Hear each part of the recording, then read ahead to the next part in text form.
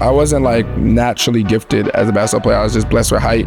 I was like a lengthy kid with no athleticism. There's a lot of natural basketball players that were just destined to be things. Like, I don't think I was one of those people. I had to work for it. I'm pretty sure that it was like mid-game and they still had you on the Jumbotron walking through the rock. When I came on my visit, they were cheering my name at a football game. I don't even play football. It was like a family-like feeling, and I was like, I can't not come here. What specifically about KY from like a leadership standpoint were you drawn to him? He has the most NBA knowledge in college. I would say like he coached Joel Embiid, Kevin Durant, Devin Booker, Chris Paul, like at least 4 Hall of Famers. So it's kind of like just, it's gonna be dumb for you not to listen. It's gonna be dumb for you not to commit if you're trying to get to that point. And he's coached those guys. Be honest with me right now. Yeah. Do you watch your own highlights? Yeah. How often? Every day. Every day? Yeah. Okay. I'm glad I'm not the only one. Yeah. People that say they don't watch it, I don't know how y'all don't watch it. I do, and I have no shame in watching my highlights. In your eyes, what's the difference between confidence versus cockiness, and how do you balance that? A lot of people with confidence have a little cockiness to them. To play this game at a high level, you need confidence. You got to be able to shoot the tough shots. You got to be able to guard the best player. You got to be able to not be fearless to go in like the paint. Right. So you need that type of confidence. Feel like you're the best out there. What would you say is our ceiling? Is BYU's ceiling? I mean, people say I'm like delusional in my dreams, but I think it's not a successful season if we don't get.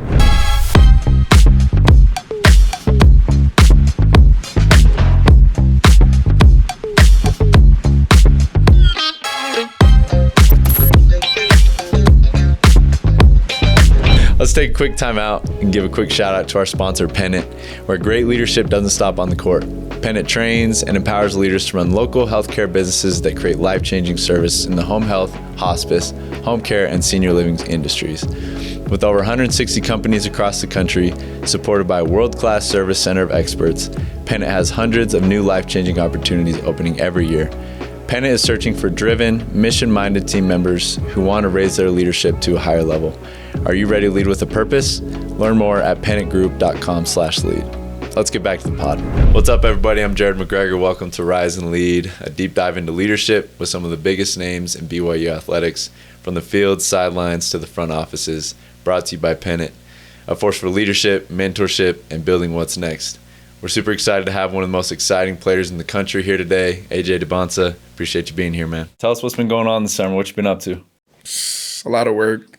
Just getting adjusted to college. Obviously, me being a freshman, just getting used to the altitude first, but just getting used to like the system, KY system, all that. Sure.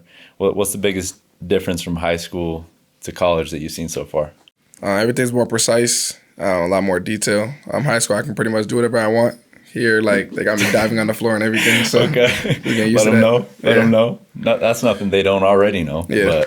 But growing up, what drew you to basketball? Like, at what point were you like, I'm actually good at this game? When I realized I was good was like COVID. Everybody was just inside. Me and my dad took like a 50-minute drive to Rhode Island every day, worked out, and then when I came back the next season, as an 8th grader, I played varsity. And I was just getting to it, and everybody was like, he's only 8th grade. That's when I kind of realized, like, okay, like, this might be a reality. Varsity's 8th grade. Yeah. That's crazy. So did you play 5 years varsity? Well, I reclassed up, so only 4. Yeah. Okay, yeah, that makes sense. Who was who's your role model growing up? Like, NBA guys, who was it that like you want to be like that? From the city of Boston, we looked up to Terrence Clarke a lot. But in the NBA, Kevin Durant's been my favorite player since I started playing basketball. You've been all over. Basketball's taken you all over the world. You've had a ton of success. But where has been like the coolest place you've been to that basketball's taken you? China, Shanghai. Shanghai? Yeah. Okay. Tell me about that. I've actually been there. I've actually played in Shanghai as well. For real? Yeah. What was your experience like? It was like, it wasn't really what I expected. I like Chinese food from America. So when I went over there, I'm thinking I'm finna eat all the Chinese food, but it tastes different. Yeah. So I was just eating like Five Guys for like 7 days straight. But it was fun. It was a good experience. We won the whole tournament. We played in the Shanghai Sharks Arena. Just blessed to be in that position, but it was fun. I'll definitely go back. That's cool. Bro, I remember when I was there, we played an outdoor game. It was like super hot. It was like over an overpass, and people, like the whole overpass was just lined with people watching us play. It was insane. How old were you? This was my junior year in high school, but it's a different world over there. Yeah, it's crazy. They love basketball. Yeah. Love basketball. Did you eat any squid? Do you have any squid out there? I had duck out there. You had duck? Yeah. I had some duck too. I was squid. Oh, that's wild. Did you hit the Great Wall while you're out there? Or you just in No, Shanghai? I don't think the Great Wall's in Shanghai. I was just in Shanghai. Just in Shanghai? Yeah. Okay. No Beijing then. That's cool. What's been the number one, I mean, I can't imagine all the experiences you've had in basketball, but what's been like number one? I feel like I know what you're going to say, but what's been number one so far? Third gold medal. Okay. Is that what you're thinking? That's what I thought. Yeah, that's what third I thought. gold medal. Yeah, it was like the hardest one we had to win. Played Germany in the finals in Switzerland, U19 Cup. We probably had like 12 NBA players on that team. So for us to be able to win that third one was just surreal for all of us. That's crazy. Yeah. What was who were your coaches during that? Tommy Lloyd was our head coach, and we had Coach Grant from Texas Tech and Micah Shrewsbury from Notre Dame. Cool. Yeah. Not to put you on the spot, but can you tell us something that you learned from those guys? I mean, USA? No, it's just when you play with USA, you just got to learn a different role. Obviously, probably all 12 of us are number one guys back on our high school teams, and then you come to a team like that, it's like you just got to figure out your role. So obviously, I wasn't like the number one scorer there. I was just playing a lot of defense. I ended up winning MVP, but I had to do a lot of different stuff to be able to get the MVP. It wasn't just like being the main scorer. Got you. Yeah. I remember watching those games, and this was, I mean, I didn't know you super well then, but I was impressed with like, you did kind of take, not the back seat on offense, but like you were okay with your role, which was impressive. Was that hard? Was that a challenge, like being on a team with that many good players? I think it was easier for me because I've done it for the past 2 years. That was my third go around with USA. So I was, you could say I was playing backseat for 3 years. So yeah, I was kind of like, I'm adaptable. I'm versatile. I can play multiple positions. So I'm cool with it. Got you. Who's the most influential person in your life who has helped you develop to the player that you are now? My dad, for sure. Yeah? Yeah. He does everything for me. I don't know how he does it, but he does everything, yeah. Shout out Pops. Who else besides Pops? Dad and Mom. That's really it, yeah. Just family? Family. Sister? I mean, she helped, but like, I mean, she can get a little credit, but Yeah. she helped more side, like outside basketball, like life aspects. But basketball, my mom and my dad. Cool. That's dope. Yeah. Transitioning to college, you're here at BYU. I personally, I've been here, this is my 5th year in the program, and it's been crazy to see how it's changed in that time. Yeah. KY has kind of single-handedly come in here and made it a breeding ground for the NBA. Mm-hmm. What was it about KY and what was it about BYU other than J-Mac, their walk-on, that drew you to BYU? So obviously the main reason why I think a lot of us came here was because of KY himself, like the reputation he has, the experience he has, him coaching some of my favorite players. Obviously my ultimate goal is to go to the NBA, so I wanted that knowledge kind of early from however long it's going to take for me to get there. But it was just also like the fan base here. Like when I came on my visit, they were cheering my name at a football game. I don't even play football. They were cheering my name at a football game. I think y'all played Idaho. They was chanting my name in the rock, and it was kind of just like, it was like a family like feeling. And I was like, I can't not come here. Yeah. But I remember, I'm pretty sure that it was like mid-game, and they still had you on the Jumbotron walking through the rock.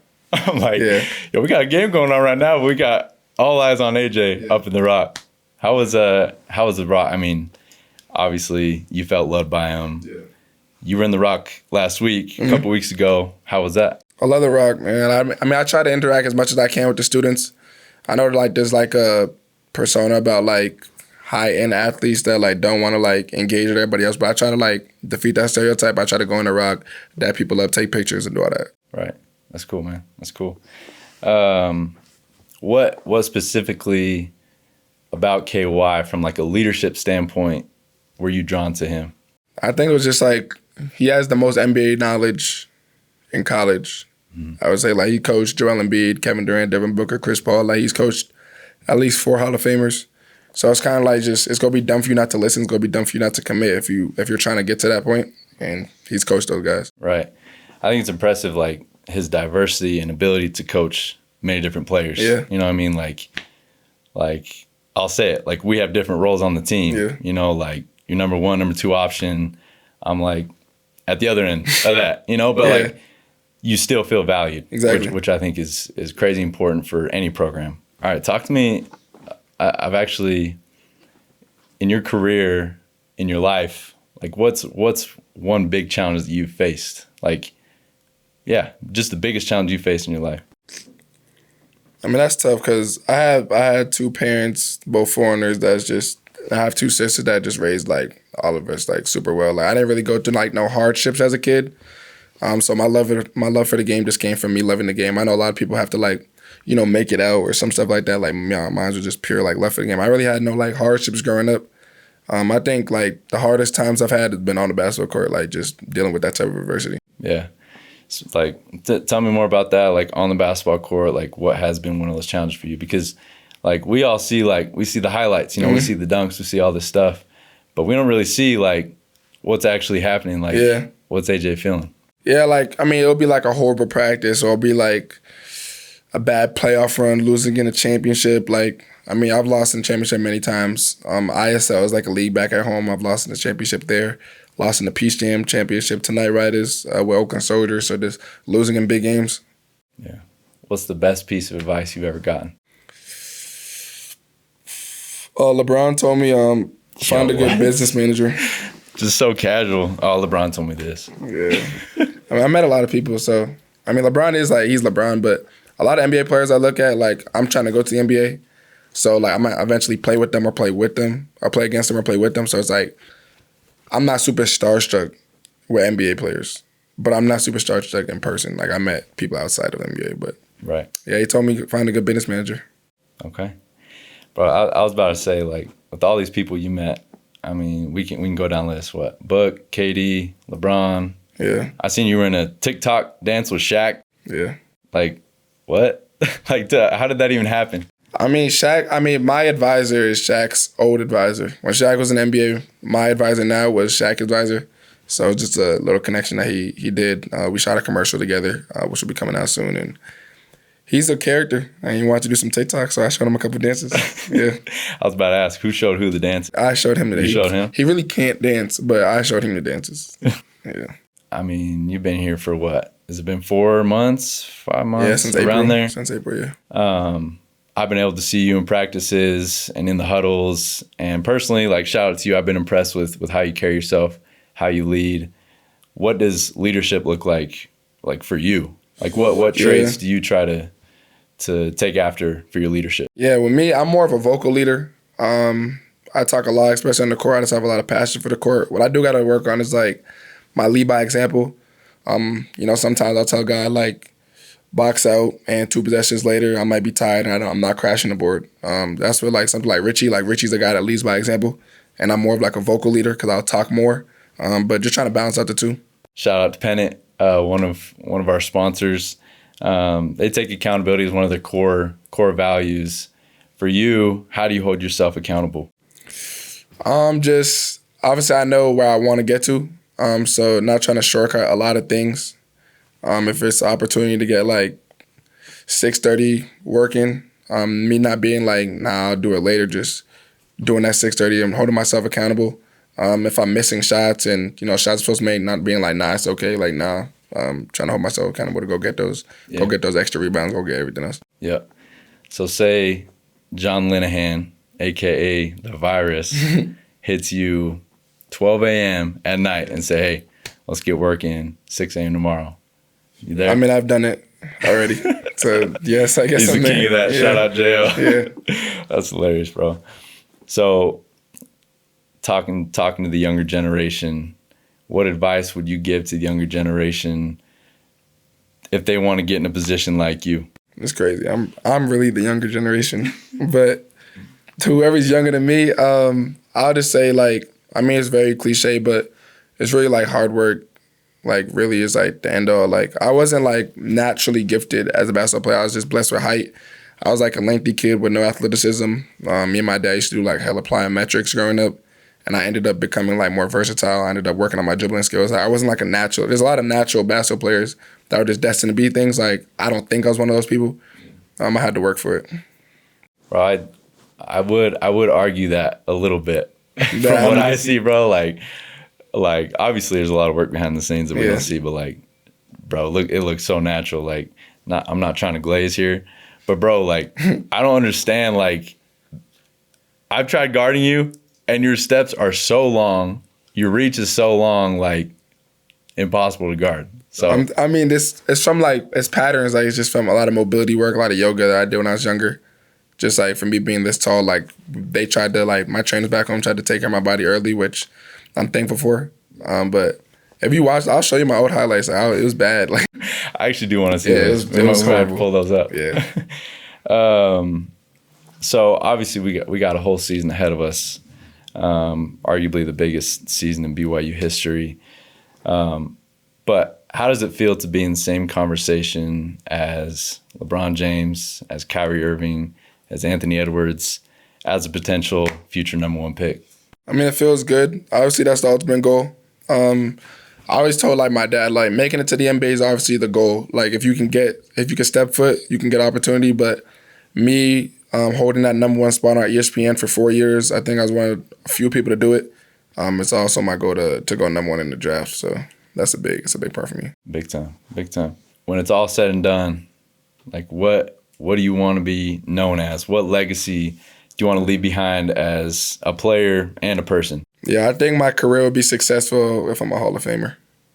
If I can give a Hall of Fame speech, then I'll say my career was successful.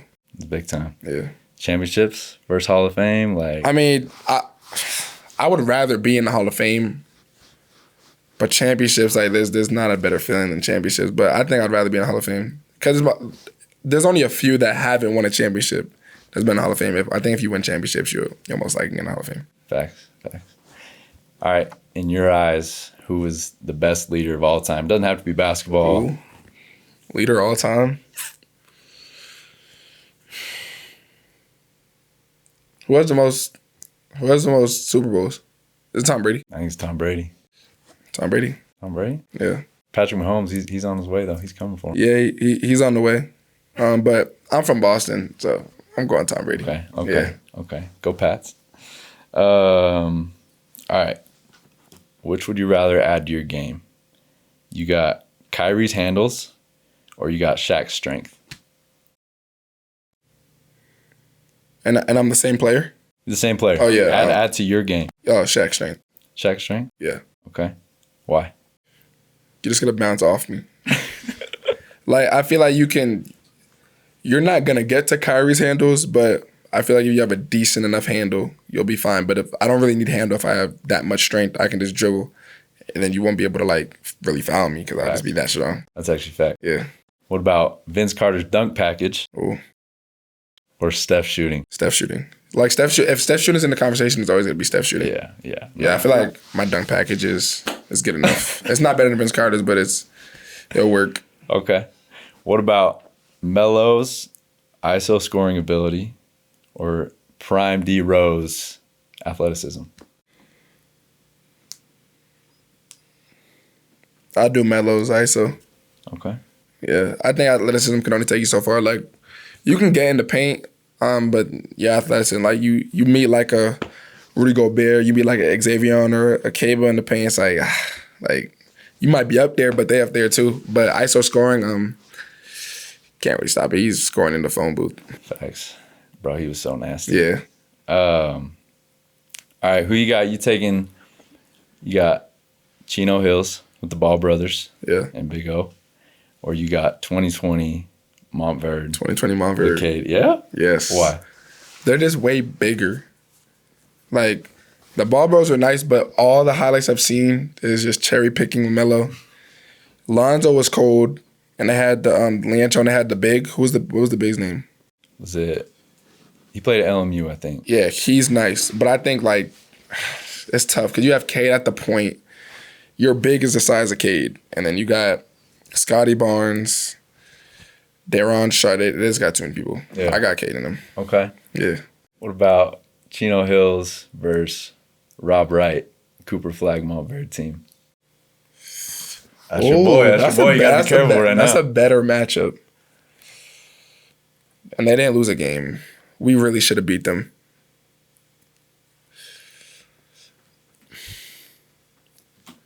I want to gas Rob. Do I really want to say Rob? Like, do I really want to say his team? Nah, yeah, I'll give it to 2024 Montverde. Okay. Yeah. They're running them out the gym? Lonzo Ball though. Like Lonzo's that nice, like but one I of think the best high school players ever. Like team like I played against them. Their team defense was too crazy. Like you got Coop guarding you, and then you have Asa. It's like the Thunder. Facts. It's like you have Asa on one side, then Derek. It's like pick what side you want, then someone's gonna come behind you, and then you have Coop erasing everything off every single layup, and it's like, all right, like y'all got it. And then Rob's little self just running around getting steals, and I'm like, yeah, right, I got it. Let's see. All right. Someone in the program. Now this was a few weeks ago. Mm-hmm. It was while we were lifting. It was like our last set, and he was talking crazy to you. He was like, "You're not a fourth quarter guy. Like you're like 1 through 3 quarter guy. Like, what do you say to the haters that say?" I know exactly what you're talking about. We're not gonna out him, but I mean, he'll see. Like he just wanted. He was just trying to get more out of me. I understand the motivation. I'm gonna work hard regardless, but we know, like, he knows, he's gonna watch this. He knows, like, I don't even gotta say too much to him. Especially guys like him, like, I don't gotta say a lot to him. Yeah. They just gonna see it. Yeah. No, that dude's a clown. We all know who he is, but bro's a clown. All right. Be honest with me right now. Yeah. Do you watch your own highlights? Yeah. How often? Every day. Every day? Yeah. Okay. Like, you got your own personal stash of highlights, or you just like going like balls live, slam? Oh no, I mean I'll watch like the huddle every day, and there's some highlights in there. Yeah. So our practice film, there's some highlights in there. So I'm technically watching my own highlights. Like going on YouTube though, like bored, plane ride. Just want to see some buckets. Yeah, I'll go watch. Okay. I'm glad I'm not the only one. Yeah, people that say they don't watch it, I don't know how y'all don't watch it. Yeah, like I mean I'm not gonna say they're lying. People probably don't do it. Right. But I do, and I have no shame in watching my own highlights. LeBron does it? LeBron for sure does it.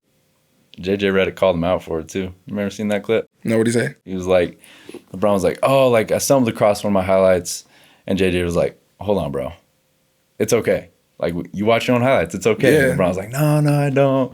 But he ultimately admitted it. Yeah. So I mean, I think we're all the same when it comes to watching our highlights. You gotta watch your own highlights. Facts.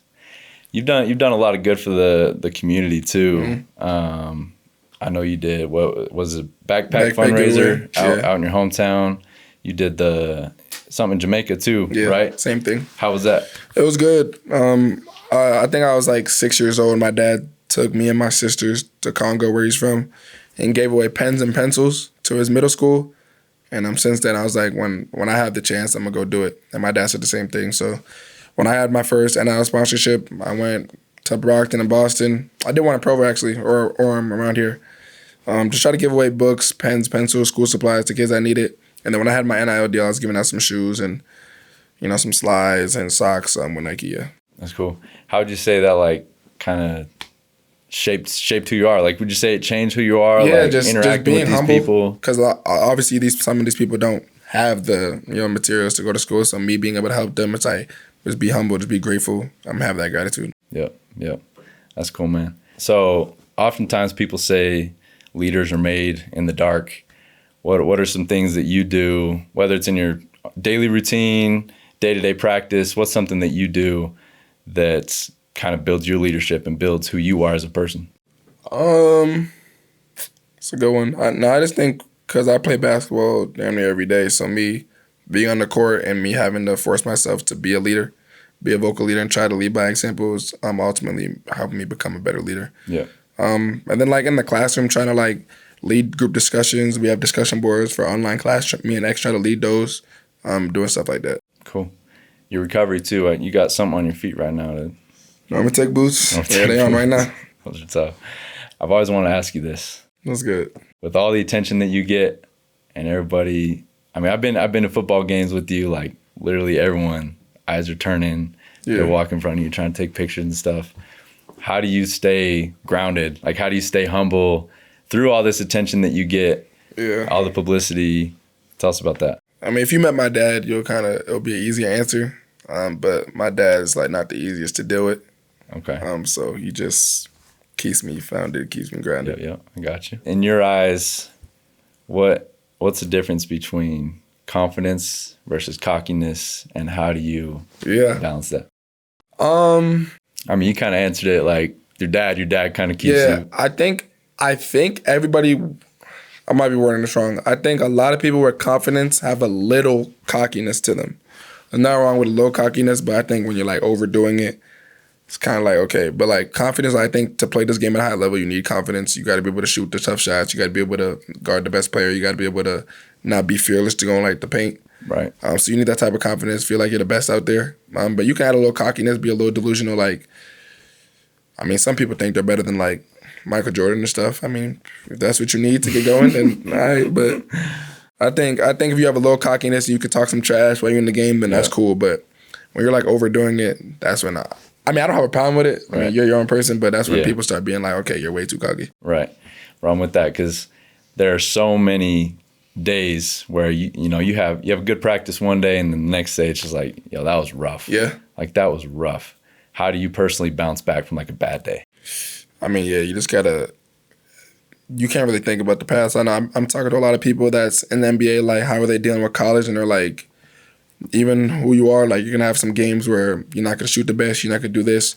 You think your stocks will go down. You just gotta keep going. Like it's another game tomorrow, another game in 2 days, another game in 3 days. So, just trying to use that mindset and just short-term memory it. Facts. You are you MJ or LeBron guy? I'm a 1A, 1B guy, but I give 1A to MJ. Okay. Yeah. Why? I don't know. I kind of watched The Last Dance and I was kind of convinced. Bro, right? Yeah. That got me fired six up, for bro. 6 is kind of tough. That's hard to beat. That is crazy. Well, LeBron's what? Is he 4 for 10? 4 for 10? Yeah. It's not 100%. Now, like I've been watching a lot of old LeBron highlights recently, and I thought the gap was way bigger than what it was. It's actually very close. So you had MJ by like a landslide. Yeah, I before kind of you did. went through and watched. Yeah, I kind of had like MJ. homework. Like if he was like a 10, LeBron's like a 9.5. Now it's kind of like 10 to 9.9. Right. Yeah. Pre-game, what do you got? What do you got in your ears? I mean, Music? I know you're a big NBA YoungBoy guy. Yeah. YoungBoy concert coming soon. Y'all see the clips, but actually this might come out after. But I don't know. Like on the way to the game, like bus ride to the game, more calm vibes. Not necessarily so calm to like where it's like, I know Jasper like listens to like rain sounds. I don't know if he's lying, but something wrong with him. But I listen to like calm music, like R&B. Then by the time like it comes to like game time, where it's like locker room, I'm listening to like murder music. Murder music. Okay. Yeah, like people like killing each other. Wow. Okay. I like that. It just gets me in that mood. I'm trying to kill the other team, so I just listen to people killing each other, I guess. I don't know how it works, but that's probably why I play like the way I play. Yeah. I'm like super passionate when I play. Just a killer. Yeah. Bro, that's crazy. I'm the opposite. Yeah, I'm I know like, some people I'm like I gotta chill, like calm music. I don't know how. I mean, some people play like that. Like you kind of play like nonchalantly. Yeah. I don't play like that. I play like super aggressive. Yeah, that's facts. All right, 3 guys that you're most excited to go up against in the NBA. LeBron, Kevin Durant, and third one's anybody. Third one, I'll say Paul George. PG. Yeah. Okay. You seen they got the throwback jerseys coming back this year? You seen those? For what, Philly? The Sixers. Brother, No, I seen the Timberwolves. They got their throwback Kevin Garnett ones. You excited to go up against Ant? Yeah, Ant's tough. Ant's actually one of my favorite younger players in the league. Yeah. I think he can make a push for MVP this year. Yep, I'm with that. Yeah. I actually played against him in high school. Fun fact, I don't know if you knew that. For real? I gave him a couple buckets. That's like one of my claim to fame. Whoa. So, but you about to do it in the NBA. So that's tough. Nah, Ant was really on that in high school though. So He was. You get to say that before everybody. All right, who on the team has been the biggest like surprise to you? Like who's like surprise? The nicest on the court besides me, of course. Yeah, besides you. Oh, Mahalo. Yeah. Yeah. Okay. What, his bag work? Like he surprisingly has a bag. Like for someone like you would like I think basketball players like as a whole, like there's some people that don't underestimate. Like I try not to underestimate opponents. Well, he's not my opponent, he's not my team. But when you first walk in the gym, you look at Mahalo, you just think and watching last year's highlights, like you just think he catch and shoot big. And he can't in practice and he start getting jig. I'm like, well, you had this in your bag? Yeah. So, yeah, I'll say Mahalo. Okay, Miha. Yeah. The Serbian. Yeah. Would you compare to Jokic at all? No, he doesn't get that yet. Not there yet. Nah, he doesn't get that. What moment in your basketball journey taught you the most about leadership? I'll say my second gold medal, because you're on one of those teams with like 12 NBA players, and someone's gonna have to step up and be that leadership role. And I think my voice was like very carrying. When I spoke, everybody pretty much listened, and I was like, okay, like I kind of have like that voice, so I kind of continued to be that leadership role for them. Right.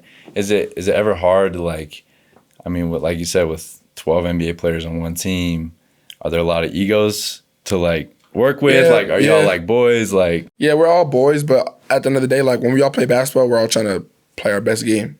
So obviously, like off the court, we're chill. There's not really too much beef in like our class, but when you get in the game, everybody's the number one player in their class. Everybody's the number one player in their team, and it's like, okay, I want to get my 10 shots. No, I want to get my 10 shots. It's like, I mean, you're only playing 40 minutes, and there's only one ball. Like, not everybody's gonna get their shots. So I mean, obviously, there's ego playing to it, but for the most part, everybody buys in for the gold. Like, gold is the ultimate goal, so everybody pretty much buys in. Right. When the game is on the line, like 10 seconds left, tie game, like how do you stay calm under that pressure, and like how do you get your guys together? I mean, I'm about to witness it firsthand this upcoming season too, but nah, it's tough. I've only hit like a couple game winners in my life, but I mean, you really can't overdo it. Like, you can't be like too overly locked. You just gotta, like, especially if we have the ball, you have 10 seconds. It's like, all right, try to make the right play. Like you seen in practice the other day, we're down by 2. I was gonna shoot the 3, but it's like, all right, you have 2 people coming at me down to my high low. Yep. It's like, you just gotta make the right play. That's why I kind of respect LeBron for. LeBron gets a lot of hate for not taking the last shot always. It's like, I mean, 9 times out of 10 he's making the right play. Like, they triple team you. Do you really want to shoot that shot? I mean, like a Kobe, it's gonna be like, I don't care. I'm taking it, make or miss. But it's like, I mean, if you can get the best read, you can get a layup out of it instead. Take it. That's what I'll take that. Yep. Sometimes less is more. Yeah. You know what I mean? Like, it's not, you're not the one making the shot. But I saw that pass to Mihai. Yeah. You had like 3 dudes on you. Yeah. Left hand, right on the rim, wide open dunk. Yeah. So, how do you define success as a leader beyond just winning in championships? Getting your teammates better. And I think I've done a pretty solid job, especially as a freshman coming in. A lot of guys have built confidence. I think, from my words, I know a lot of guys will miss shots when I pass on the ball, or not just me, when everybody passing the ball, and I'll tell them, keep shooting. I know a lot of guys will miss a lob, and I'll be like, yo, keep trying. Someone will foul on defense, I'll be like, don't bail them out, just keep trying. Right. And you've seen it since we started some workouts. Everybody pretty much got better, got more confidence. Yep. I'm not going to take all the credit for it, but I say that I think my words helped encourage. Yep. I'd agree. KY always, at the beginning of every film session, he starts with the slide that says, play harder than the guy in front of you. Yeah. How have you taken that to your game and really like made that a part of your play style? Yeah, because I mean, a lot of people like in high school, like you can develop a lot of bad habits. So I wasn't playing hard all the time, but now like I'm gassed after practice. Like I'm playing that hard, especially like with the altitude. So just getting used to that. And he has like a point. Like if you play harder than the guy in front of you, you got a way better chance at winning. Yep, bro. I can't wait. I can't wait for this season to start, a fun season, bro. for sure. Like it's gonna be insane. To wrap up, like what would you say is our ceiling? Is BYU's ceiling? And what will determine that ceiling? Yeah, I kind of think, I mean, people say I'm like delusional in my dreams, but I think it's not a successful season if we don't get a Big 12 championship and a national championship. Yep. But I think we have the talent for it. I think we have the roster for it. I think KY and everybody on the staff did a great job of recruiting and grabbing the right pieces that we meshed together. And I think that for like our talent on our team, we're actually very unselfish. So I think we can confuse a lot of people. I mean, obviously we're like high on people's ratings, but I think BYU as a school is underrated. So when they see BYU on the list, they might think like, oh, they got AJ, they got Rob, they got Richie, but overall they're gonna be like, it's BYU at the end of the day. But I think we could shock a lot of people. Right, bro. I was thinking the same thing. Like our ceiling, and KY talks about this. It's like it's all determined by our defense. Yeah. Which that's one thing from last year to this year. Like one, you're right, our talent, but like our length too. Like our defense is like insane. We play that much defense, bro. It's crazy. Like practice is like a whole nother level. Yeah. So that's cool, man. This episode of Rise and Lead is brought to you by Pennant, building the next generation of leaders. Follow along on Apple, Spotify, and YouTube. I'm Jared McGregor. I'll catch you guys next time. This is AJ Dybantsa, and this is Center Street Media.